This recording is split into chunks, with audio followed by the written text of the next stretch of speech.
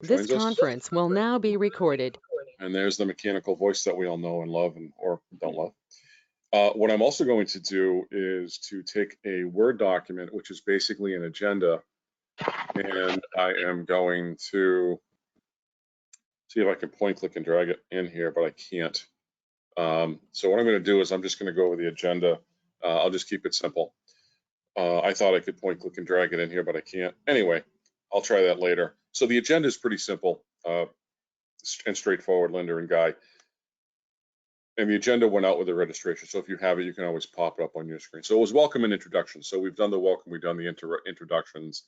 In the updated version, I put a couple of links that, quite frankly, I got one from a state official that Linda Ellis turned me on to. Thank you, Linda, for turning me over to Brendan Sweeney. It's good to hear. Yeah, that was very helpful. It was because he just, he sent me 3 or 4 links. It was been great reading. And then so I have the U.S. Treasury website in here, and then also the state website that Brendan shared with me. I'm going to try one more thing, see if I can copy and paste the link in here. And if it doesn't work, I'm just going to keep going. And I do not like GoToMeeting, but that's a Glenn problem. It's not a you problem. Okay, so we're just going to keep going. That's fine. So Guy has a pretty good perspective of what we did at the Planning Commission, Linda. And Linda, this is, a meeting to tell local officials, and then allow them to. We're going to have a lot more people at noon and a handful at 7 tonight. People are going to the lunch meeting in droves. But basically, it's intended to be an open discussion about sharing ARPA best practice planning practices with your colleagues. The questions I was going to ask the communities. So, Linda, if you don't have to answer these now, but you might want to be prepared for later if you have any answers. Are the municipalities conducting any planning activities related to future expenditures? The reason I'm asking that question, I'm just planting a seed for you to consider for now or later, is planning is an eligible function or cost. And some communities, the only community I know, quite frankly, Linda and Guy, that's doing planning internally because they volunteered it to me is Athol. Sean Sahosky has an internal team of department heads and local officials. So you can do internal planning. That's great. You don't always need to hire somebody to do a plan for you. So I'm not trying to sell the MRPC. So, but planning, I'm saying to communities, it's a good idea to plan where you're going to make those expenditures, how, where, and when over the next 5 years to incur your money by September 24, and then to spend everything by September 26. So then there was a follow-up question: what are some of the local planning methods that are being implemented? I was hoping for discussion among communities. What are they doing? And Linda, if you want to share like what you folks are doing that might help us understand, and Guy, you might want to help from Winchendon. And then have some communities, another question, have some communities determined on which eligible projects the ARPA funds will be expended. And so you just got your 50% tranche, I guess. The other 50% is next year, but I'm not sure about that. So I'd like to hear from you folks, like what's going on. And then at the end was just an open discussion. But the last thing I'll say to close out my opening is that, so Linda, for your edification, so I asked the Planning Commission last week to authorize me to advertise for a position, and that position is an ARPA Grants and Compliance Director. I don't have money to hire that person, but here are 2 things that have to happen on parallel tracks. If communities want to engage MRPC, and we've had conversations with about 6 or 7 right now, then that's cool. Now, how much money would be there to support a position? Because there's no one on staff that can do that work right now. There's one person, but he's got 2 jobs, so that's okay. So we need to hire someone, but you need money to hire somebody. It's just that simple. So some communities are going to use money to either have their internal staff do this, existing staff, or hire another staff person. And then, so if we advertise for a position, I need to test the market. It's just that simple. Is there someone out there that has the skills set that can be engaged to deliver these services? The position, I was explaining more to the commissioners, Linda, and on our organizational chart, basically we have everything from interns up to my position and everything in between. Technically we have an assistant director position. We haven't filled that. We haven't funded that in about, 13, 14 years. Then we have department heads. Then we have kind of seasoned planners we call principal planners. Then we have more entry and mid-range planners we call regional planners. And then we have below that, we typically have, interns. And then aside from that, we have administrative staff. So this person would be high end. This would be at the director level or the manager level or the assistant director level, between that and the department head level. Salaries out in the market, I don't know what we would pay right now. I have to determine that by next week. Helena, Montana is hiring or advertising for around 65,000. The average across the nation is about 80,000 to about 116,000 for a full-time person. And that goes from basically East Coast to West Coast. That's the gist of what we're doing. So Guy knows this. Linda, I thought I'd let you know what we're doing. So we're going to see if there's someone in the market that can do the work who's qualified, and someone in the market who's willing to work, because we have a lot of people who aren't applying for jobs right now. So we have to see if there's anybody that exists to be hired and wants a job. And then concurrently, Glenn will continue to talk to towns and see, well, Glenn, how much does it cost to do this and that? So I've got to get my head wrapped around, quoting tasks and quoting jobs. So Linda, that's our status at MRPC. And do you have any questions about that? And then after that, if you want to talk and share with us what's going on Phillips, and we'd love to learn, and please let us know if you have questions we might be able to answer. What is that person expected to do that you're looking for? So the person, well, it's all things management. There's going to be a lot of procurement for, I would see. Let me just pick one of the eligible areas. It's easier to make an answer to speak to one of the eligible areas. One of the eligible areas, as we all know, is infrastructure improvements to water, sewer pipes, drainage pipes, and broadband. Not a pipe, but I guess a cable or fiber. In engaging people to do a water main job or to spec out, broadband extension, what does that mean? The person would have to do the procurement necessary to hire a technical person, such as typically when you do a water main job, you got to hire a civil engineer. You hire a civil engineer. There's procurement involved with Mass 30B. Now, these are all federal dollars, and I say Mass 30B, the state procurement statute, but you got to do this up to federal procurement. You got to make sure you're complying. It's grants management and compliance. I see this as equally important aspects of the job. The grant management, okay, well, go engage a civil engineering firm to do design plan specifications suitable for bidding, that you can go out to bid to hire a general contractor to then dig up the street, put in a trench, put in a pipe, cover it, and pave it, right? That's the gist of an infrastructure job. We all know that stuff. It's a simple example because there are other uses that are much more complicated, and the more complicated use, you're going to need the grant and compliance manager to do more work. That's just an example of what the person might do. The compliance side, to me, now that I've read, thanks to you and others, Linda, that have shared with me so many resources from the U.S. Treasury website and others, I've read some of the guidance. For example, I read the interim final rule. I read some of the CFRs, sort of fit of regulations on this.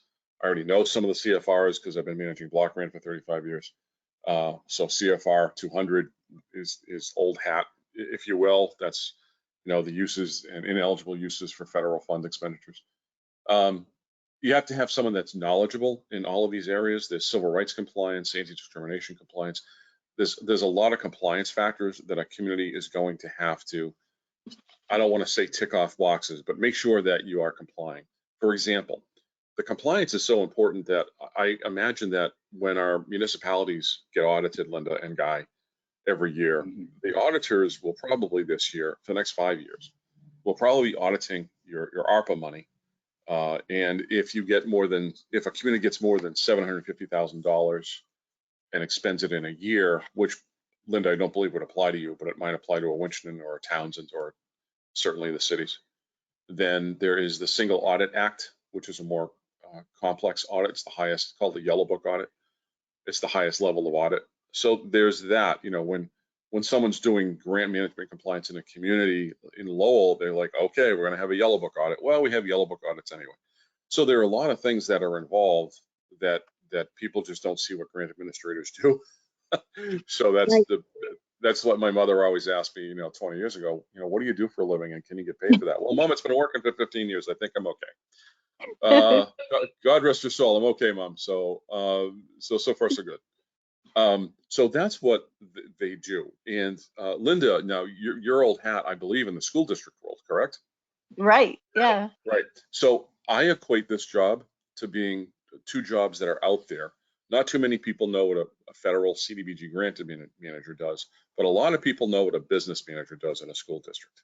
Right. So that's the kind of job description, bluntly, that I'm looking at to do a lot of it's not grant writing, but it's a full boat of administration and procurement monitoring. Now, for example, here's another issue. Let's say you have that water pipe job and you're putting a water pipe in the street, which I'm sorry, Linda, I know that doesn't apply in Phillipston, but No, but just that that's was a bad example. I apologize. I like that example. It's What's fine. that? Okay. I like All right. that example. You have drainage, so that's okay too. So another example is when you put $1 or more in a federal infrastructure job, you have to comply with the federal prevailing wage rate law, which is called Davis-Bacon. Well, grant managers know that when you're monitoring the wage rates, you have to bid the job, including the wage rates. So the general contractors bid at the higher labor rates, which are typically in the field, they call them rated job or a union job. That's what they call it on the street, okay? Now, what you have to do actually as the grant manager is, we all know as grant managers that the federal wage rates for Massachusetts are lower than the Massachusetts prevailing wage law wage rates. So you have to get those wage rates from the State Department of Labor and have them attached to the specifications that the civil engineer gives you before you put the job out to bid. In the old days, we would package this in an envelope and have 10 envelopes sitting by the secretary's desk, and when she gets a call, she'd send out the envelope to a general contractor like Keating or somebody. Mm-hmm. And these days, we all upload to the Combi system in a bunch of PDFs. So then you have to go out when the job is done, the contract you have it, the job is going on, I should say, not done. Then the grant manager has to go out and then interview the employees on the job and make sure that they're being paid according to the wage rates. They have to receive certified payroll on a weekly or biweekly basis from the contractor, and have to check the on the spot in the trench interviews of the employees against the certified payrolls to make sure that the employer is paying the employees the prevailing wages according to the correct rates, which is the prevailing for Massachusetts, not the federal. So those are the types of tasks that grant managers typically do. Now, let's say you're not doing a federal, let's say you're not doing a pipe in the ground project. Another eligible area that I've read about, sure, Linda, I'm sure you're aware of, is municipal revenue replacement, which is Yep. interesting formula in there for figuring out your revenue replacement, writing yourself a check, which, making sure you comply with that formula, and or I'm going to call it premium pay or combat pay to first responders. A lot of first responders can be paid a premium wage now, so they can get an extra buck or two or whatever in their paycheck for being on the front lines during a pandemic. Now, can you imagine the trapping? I mean, payroll tracking is interesting enough. And then there's all tracking. If you decide to write checks to your first responders, you're going to track all those, every piece of paper now. And I'm sure, payroll people are like, okay, we'll do this, or we outsource to Harper's, or we outsource to ADT. We would document it this way. Then you got to make sure you have all the documentation in place. And then there are two other areas of eligible activities, which I don't have in front of me right now, but that's generally what a grant manager does. And like I said, it's like business district managers for school districts. That's how I see it. So that's Yep. kind of what that person would do. That's not kind of, that's specifically really what that person would do. All right. Now in a school, which I don't know what you're familiar with, but I am, there's usually a finance director, but then there's the support staff below them that do the follow-up of many of these pieces of paper, because a finance director really can't do it all, and Right. they meet regularly with the like food managers and the custodial management team, the superintendent, the school committee. So they're meeting a lot, and so they have these other people that help support their actual job. So Mm-hmm. Interesting. not, That's helpful because I don't have a view inside of the district office. I don't know how it's structured. That's very helpful. yeah, because they can't do it all. There's a lot of paperwork always coming in. And schools have federal grants. It's called Title I grants. Yes, I'm familiar. I've heard of those. I don't know them, but I've heard of them. Okay, so they're used to dealing with federal grants anyways, and they know Yeah, the paperwork that goes with that. sure. It's very common. But there's many different people that put together that whole financial picture. Mm-hmm. So Yeah. it's not a one-man show. It looks like it, but it's not. Right. Right. No, I'm sure it's a very complicated process, especially for a regional school district. You've got to deal with multiple communities, right? Multiple budgets, put them all Um, together. that's fairly simple, actually. I It think is. it's Okay. Well, it's complicated to me because it's your world, not mine. it's probably harder in Winchendon, which is a standalone. You're dealing Right. with the town and the school, and you got to have really good communication in that. Yeah. Whereas a regional, everybody's talking. They all want to talk to you. Right. Right. So, Right. Yeah, I bet they do. I bet they do. Sure. That's very helpful. So I guess that's very helpful to help me better understand. I mean, my gut tells me that, the number of communities that have talked to me, a number, like I said, 6 or 7, and I looked at all their total amount of funds, and honestly, what Guy is, he's the chairman really of a public body, this regional planning district, but it's like he's the chairman of my board of directors of a corporation. I mean, half of the money that we receive is entitlement planning. It's recurring revenue. The other half, we got to go sing for our supper. It's a new service that someone wants us to do, or we go out and we apply for hazard mitigation planning grants from the state to do hazard mitigation plans for our towns. And so that's what I mean, sing for the supper, the competitive side, if you will. mhm. So so that's how we, put things together. And this ARPA work, like our CDBG work that we've done, that the agency's done for the last 3 decades plus, um, it's a business within a business. Is the revenue there to support the person that should be hired to do the job, that's got the skills set to do the job, and then be able to deliver the services and move forward. When I looked at the 6 or 7 communities, and arbitrarily, and we've all done this, we've all looked at like a cash flow projection. So I looked at the Right. 5 communities, I took their total, I took 5% of that arbitrarily for an admin cost, and that ended up being like $36,000 a year, spreading 5% of their total over the 5 years. And 36,000 doesn't get you there. However, that's just a 5%. I will share both of this with both of you, and in Community Development Block Grant, which is a federal program, in CDBG management in Massachusetts, you're allowed to take up to 27% to administer the program. ARPA is a federal grant program. There are some complexities, but there are some programs that aren't as complex as CDBG. And I want to say this to you, Guy, my chairman, and you, Linda, are one of our communities, and Guy, you represent Winchendon also. There is no way in heck that a regional plan agency needs 27% of someone's local allocation to deliver the service. It's probably more like 10% or 12. I just don't know, but it's north of 5, but it's not 27%.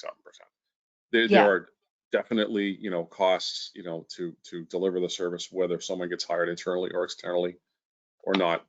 One community I spoke with, they're going to get about 150,000, and I said, hey, just reaching out, if you need help, let me know, or just come to the listening section. Well, no, we're all set. We got it. We got this covered. And this community has literally no staff. When someone leaves the town hall, Yeah. not literally no staff, they have to lock the town hall. So Yeah. there's no one there to do management or compliance, and it's going to be simple for them. I think, if they put the 150 into, buying a vehicle or doing something simple in one transaction, I don't think it's going to be much, but there's no staff literally to do any of the paperwork. So I don't know how they're Right. going to do that. So I wish them well, and that's fine. And, like I said, about 30% of our 22 communities are talking to us.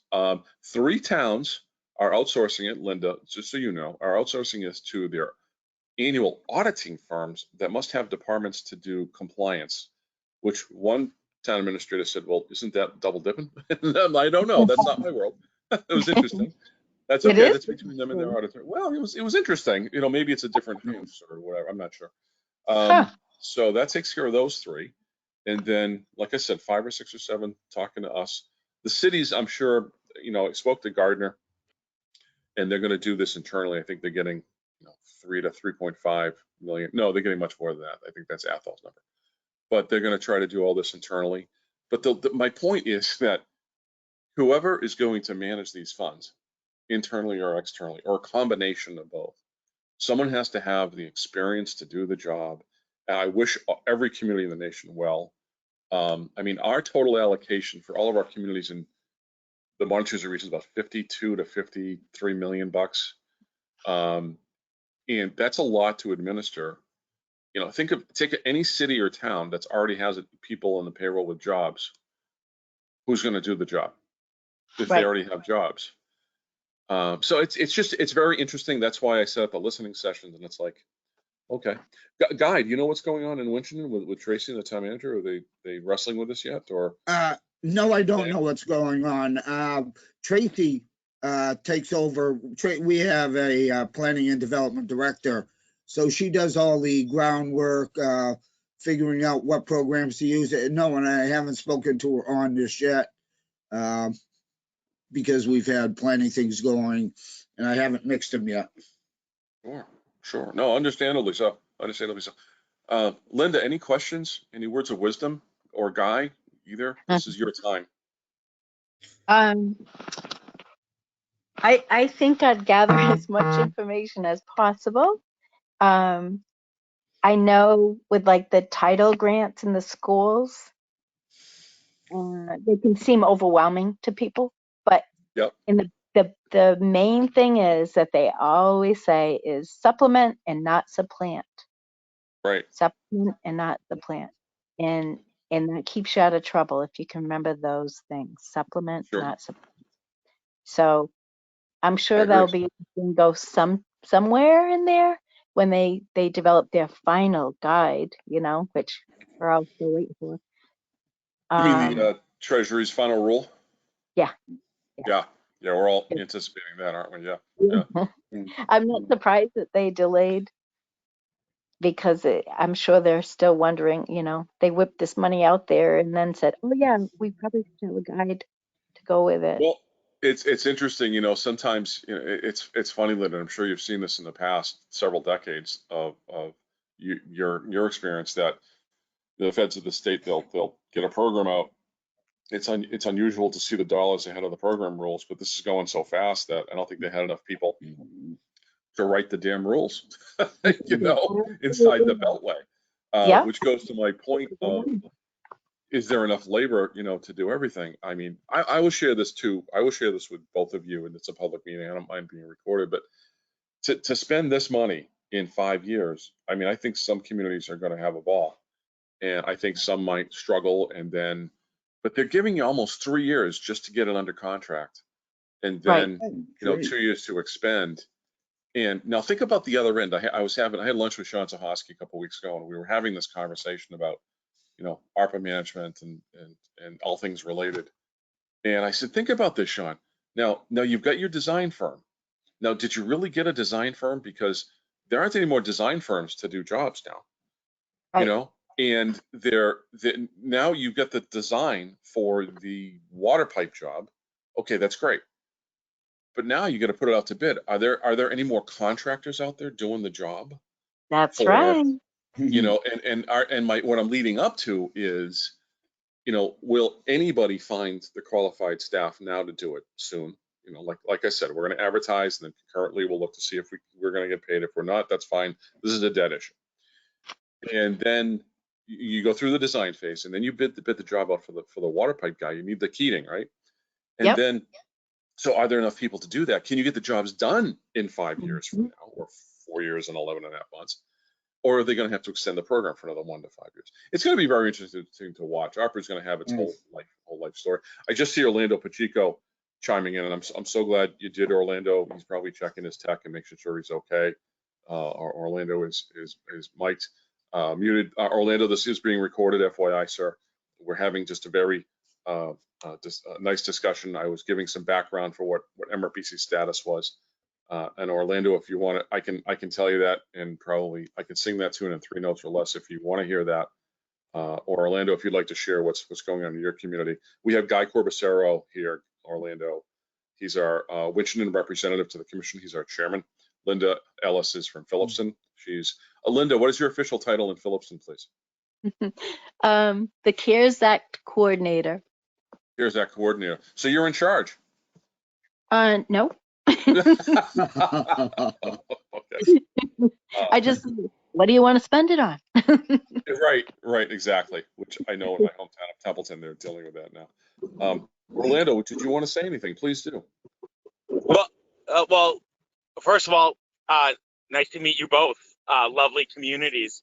No, Glenn, I mean, I'm sort of trying to put a plan together to avoid, and I actually just finalized a memo to the Board of Selectmen the other day, as opposed to creating a bureaucratic process to then hand over to staff, which already has to deal with the bureaucratic process. I'm trying to get the board to green light a series of expenditures that, fit within the categories of ARPA, while at the same time, can allow us to deploy funds quickly.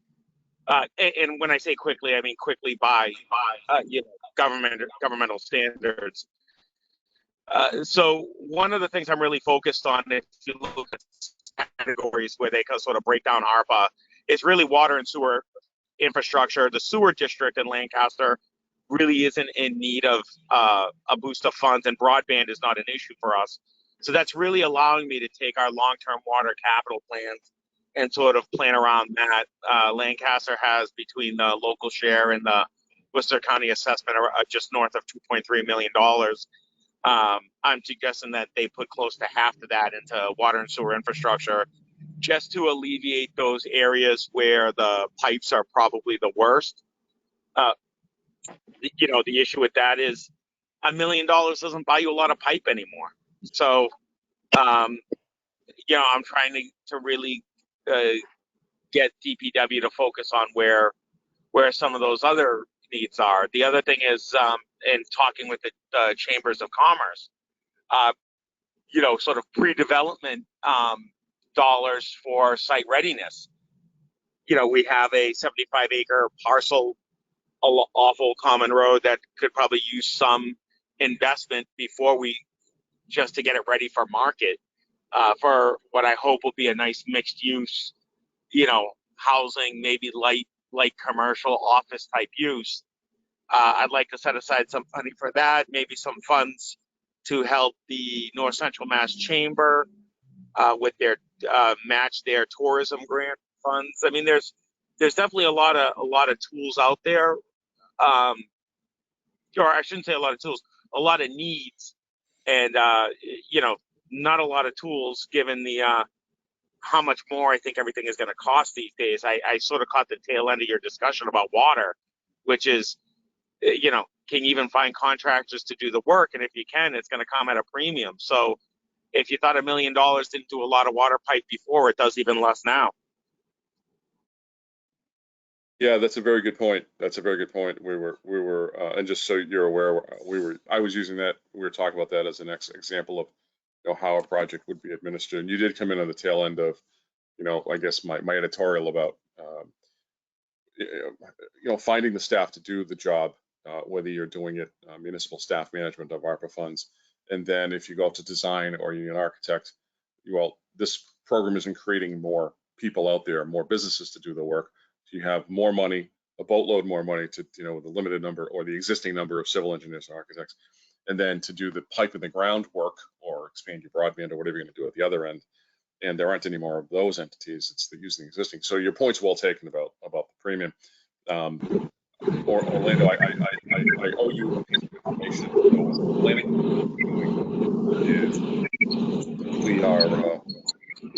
We are right now concurrently determining if the 5 or 6 or 7 towns that have asked us to do work if there's sufficient revenue for me to hire somebody, okay, at the organization, and then pay that new person to do the work for the 5 or 6 or 7 communities or X number. So that's the status of where MRPC is. We're having open sessions to share that information and hear from communities and allow them to share with each other in like a peer session. Like this, hey, what are you doing over here? What are you doing over there? I know town administrators are doing this, and I had a great lunch meeting with Sean Zahoski about this a couple weeks ago. So we're all, just trying to muddle through it. So that's our status, and like I said, I want to tell the communities what we're up to. So, but please continue. I think you demuted. If you want to say something, please go ahead. Yeah, no, the only thing I was going to say is, then you have, some of the categories in which ARPA is really looking to target, how to help families who have been impacted by, the economic downturn as it relates to COVID. We're not really structured at the municipal level to really deal with that or have programs set up to really do that. So I think that's going to be a little bit of a learning curve for us, and something that I'm trying to make sure we reserve funds for. And then the other issue is, how do we improve sort of outdoor spaces as, assuming we're still into this for the foreseeable future. We need to make sure, we're sort of addressing some of those needs. I'm curious to see how other communities are using their ARPA funds, and maybe they're thinking of things I'm not thinking of, and then and how to really partner on a regional level to accomplish some other long-term necessary goals. One of the things I've been saying for a long time is we need, as we've become more aware of mental health needs in the communities, we really need to have some sort of social worker or mental health professional on staff to assist our police departments, our boards of health, and other agencies at times. When complicated cases come up, that's not something any one town would probably necessarily staff, but regionally, I definitely think it's something that we need to think about. And so that's also something I've sort of started to jot down in my ARPA expenditure plan, is how, if we can, this would be the best time to try to implement something that we have some seed money to start, and then hopefully we can structure a long-term plan to make this sustainable. I don't think mental health needs are going away. In fact, I think will be more exacerbated by them in the future if we don't start to address them now. Yeah, I want to applaud you for that on the tail end of your most recent comments, for looking at the human population's needs. And also I want to applaud you in Lancaster for looking beyond, it's pipes. You're looking to the human condition. I anticipate, a lot of communities will be looking at that. Others will be, hey, let's just extend the broadband, or whatever, or a variety. So I wish you well with that. I mean, between the health institutions, the health services delivery institutions, the MOCs, the hospitals, and other providers, I hope you can find something. And I don't want to state, here that, MRPC is hoping that if we do get engaged to deliver, at least three of the 7 communities have said, can you do our procurement and annual reporting? And I said, if I can find somebody, and we'll quote the job, and if it works and I can support the position, we would, right? But honestly, there are certain agencies that are geared up better than other agencies. I really hope a community doesn't ask us, and I know you're not going to, Orlando, so that's good. But I hope, when communities ask, they're asking the right organizations. There's no way in heck MRPC is going to start, hiring, and other agencies do this, RPAs and COGs. They'll put people on staff like public health nurses and so on and so forth.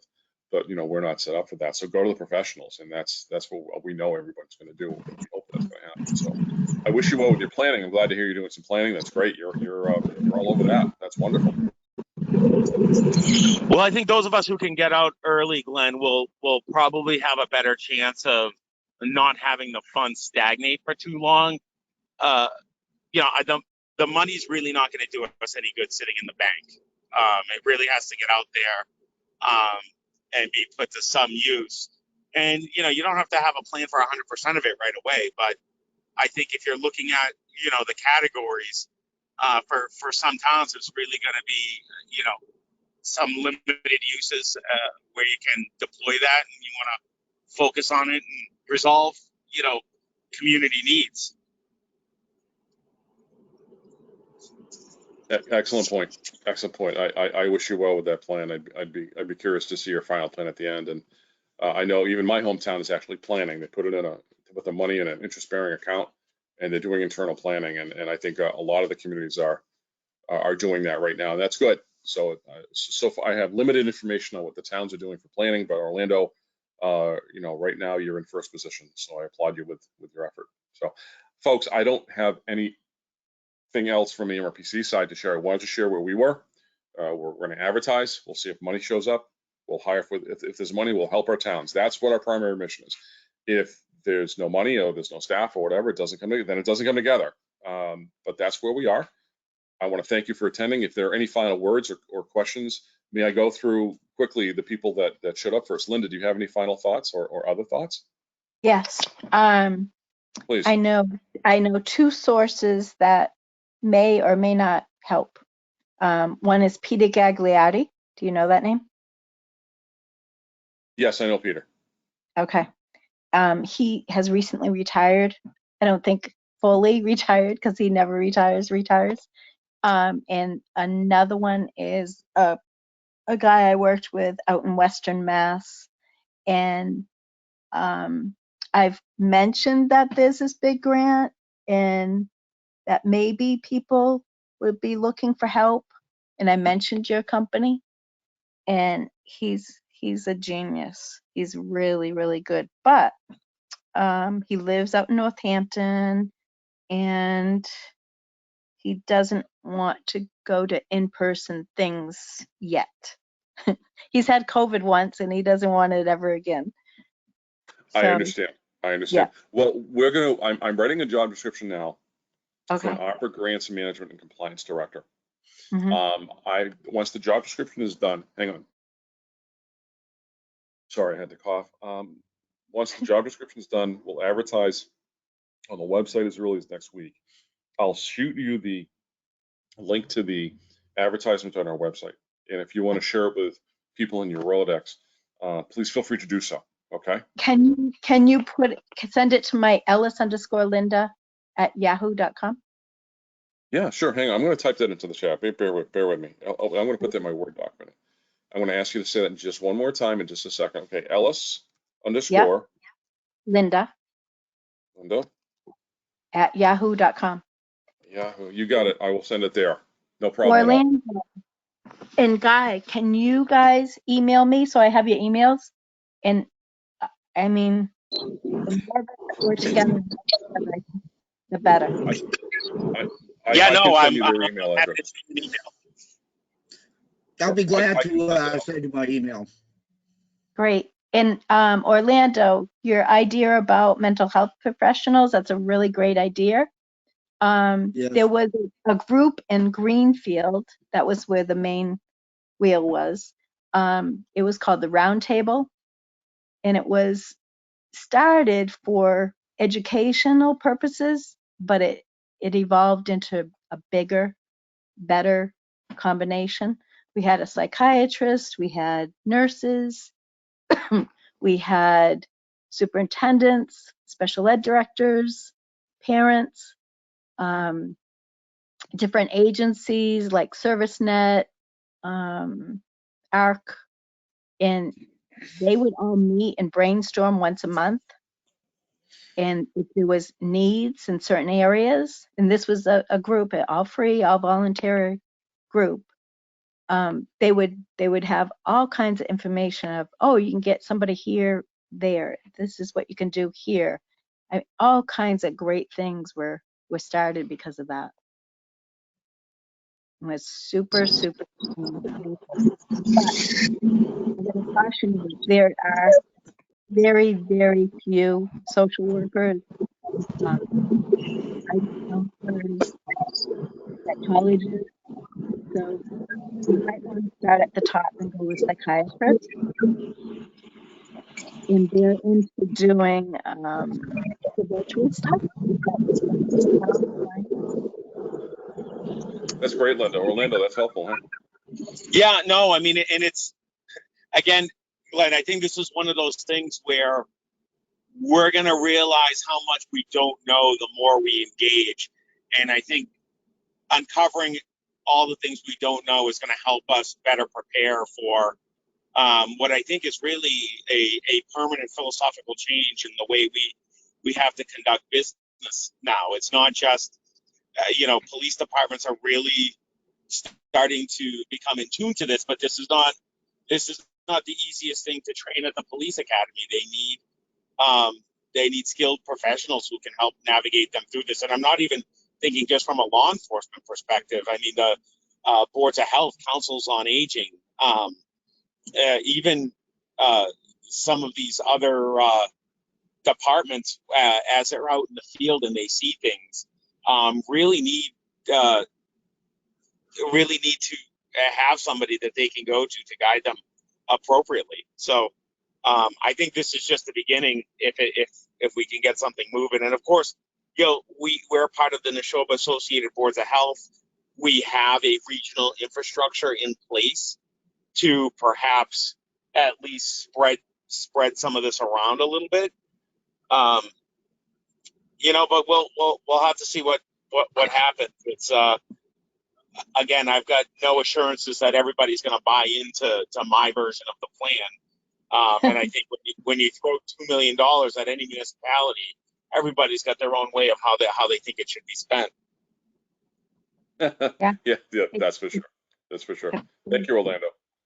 Linda, anything else? Thank you for putting this together. And I think, it's important that we continue to share ideas, share services. And if Lancaster can help MRPC, it's you've always been a good partner for us, Glenn. So if we can, I think you're going to help us. I think you're going to help us maybe more than we help you this time, Linda. And I appreciate the offer, sir. Thank you. Okay, Linda, anything else? Or are you good? No, I'm brainstorming as you guys talk, and what I'm doing. I'm one little person here over in Phillipston, but I have set up like a cultural council with the Boy Scouts.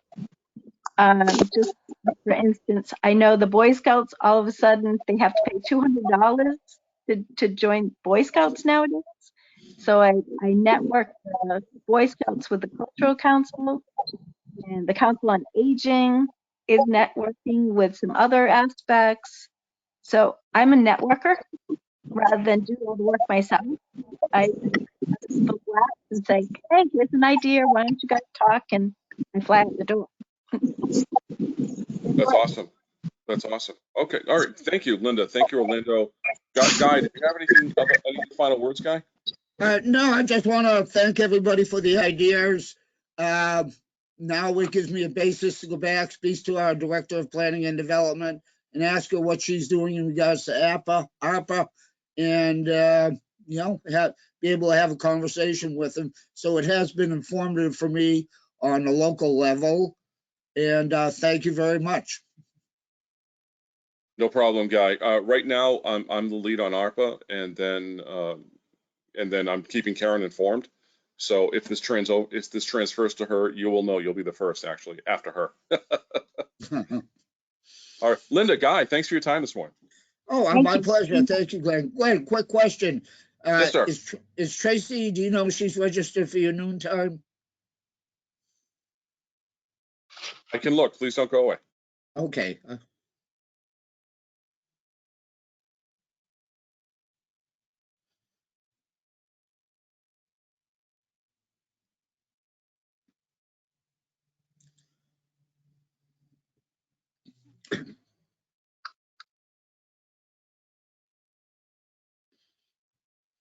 And Linda, it was nice talking to you.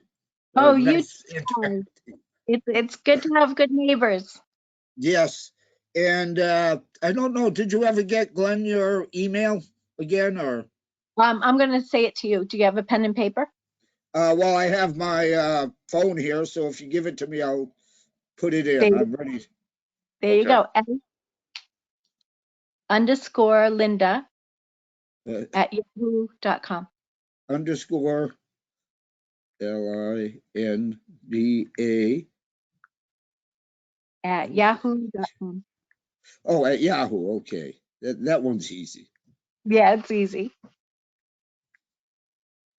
Guy, I don't have Tracy showing up as being registered yet, but Okay. she could register in the next 5 minutes and show up at noon. Yeah, no. Just so I want to contact her before she gets into the meeting or, discuss ARPA with her. That's Sure. all. I have an Okay. out-of-date registration list through yesterday, so she could have registered this morning. Very, Well, very okay. well. I'll talk to her Thank you. later this morning anyway. Thank you, Glenn. Thank you, And Guy. Thank you, Linda. Okay. Hey, Linda, I want to tell you one more thing. Linda, go ahead. When we put in for the ARPA funding, they asked when you signed up for it to put in an account for interest bearing. So everybody put it in an interest bearing account, Glenn. That's good to Just know. I wasn't sure about that. I Okay. See, I figured, don't see what you see on the municipal side, so that's very helpful. Yeah. Yep, that's what I thought. Okay, because that was just one anecdote for me from Templeton. I didn't know that Yep. was a recommendation from the U.S. Treasury. Okay, Yeah. good to know. Thank you. Yeah. well, Linda, I just sent you an email with, so you'll be able to get my email address. Oh, super. That's great. Yeah. And if you guys need help, feel free to reach out to me. I don't mind helping at all. And Thank I'll you. talk to my little friend because he's really, really good. But he'll That's fine. I'm used to working in a team. He's used to working in a team. Peter Gagliardi, I know, is used to working in a team. Yeah. Yeah. I can't work alone. So I mean, sometimes we have to. I love teams. It's wonderful. Yeah. Thank you. I'll if there isn't anything else, I'll shut the meeting off. And I wish you all a nice. Well, it's foggy here. I hope it clears up for everybody. Thank Well, you, everyone. feel better, All right. Glenn. Thanks so much, Linda. You take care. Guy, talk to you later. Nice Bye-bye. meeting you guys. Nice meeting you. Bye-bye.